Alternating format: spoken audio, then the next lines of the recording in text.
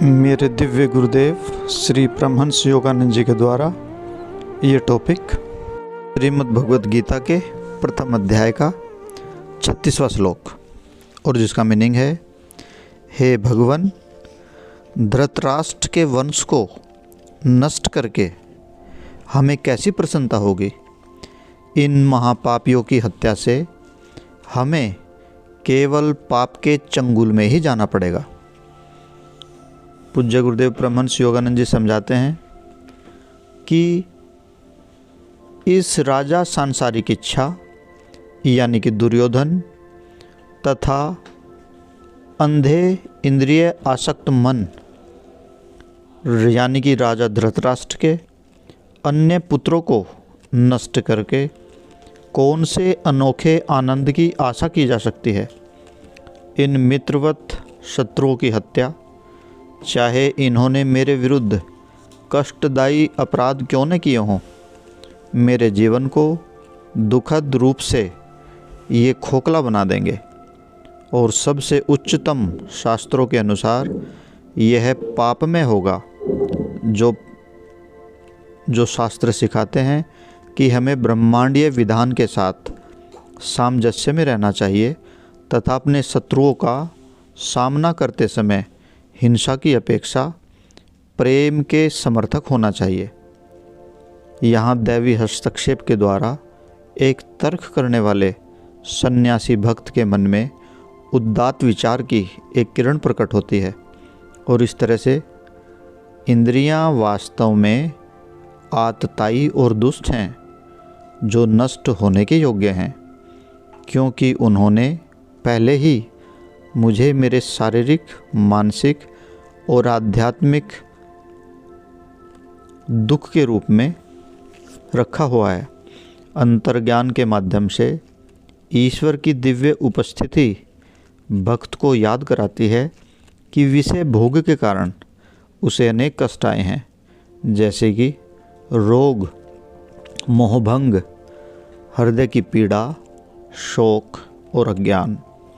तब भी भक्त दलीलें दे सकता है, हे भगवान, हे भक्तों के उद्धार करता, यदि इन विरोधी इंद्रियों को, जिन्होंने पहले ही मुझे बहुत कष्ट दिया है, नष्ट करना कठिन प्रतीत होता है। यद्यपि शास्त्रों के अनुसार जब हम ब्रह्मांडीय विधान के विरुद्ध जाते हैं तो हमें पाप लगता है, तथापि इंद्रियों के गुण और प्रकृति की दिव्य शक्तियों द्वारा बनाए गए ये सभी नियम, जिनके द्वारा मनुष्य एवं विश्व अस्तित्व में हैं, इन इंद्रिय आदि साधनों से संपन्न शरीरधारी ये आत्मा के लिए, जो कि स्वाभाविक है, उसके साथ हस्तक्षेप करना निश्चित रूप से पापकर्म है।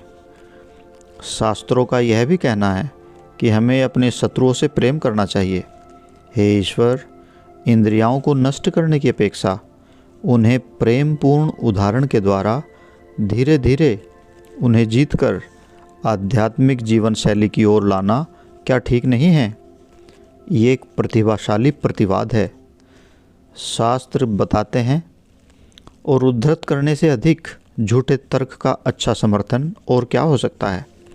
इस प्रकार अपनी दुर्बलताओं के प्रति थोड़ी दया और समझ रखो। वे सभी मृत्य प्राणियों का स्वाभाविक धरोहर हैं। अब गुरु समझाते हैं कि भागने वाले भक्त को अपने चंगुल में रखने के लिए कपटी इंद्रियों की आदत के द्वारा दिया गया यह सबसे शक्तिशाली तर्क है। शास्त्र और गुरु भक्त को वास्तविक इंद्रियों को नष्ट करने का कभी भी परामर्श नहीं देते, परंतु उनकी बुरी आदतों को नष्ट करने के लिए कहते हैं, न कि इंद्रियों को नष्ट करने के लिए। भक्त को अपनी आँखों से अंधा करने और ना ही कानों को बहरा होने के लिए कहा जाता है, न ही अपने गंध, स्वाद और स्पर्श की इंद्रियों को पंगु बनाने के लिए कहा जाता है। उसे केवल दृष्टि, श्रवण, घ्राण, स्वाद और स्पर्श संबंधी आसक्तियों रूपी शत्रुओं को हटाने के लिए कहा जाता है, जो आत्मा को उसकी अपनी सर्वव्यापी अवस्था बुलाकर बंदी बनाकर रखते हैं।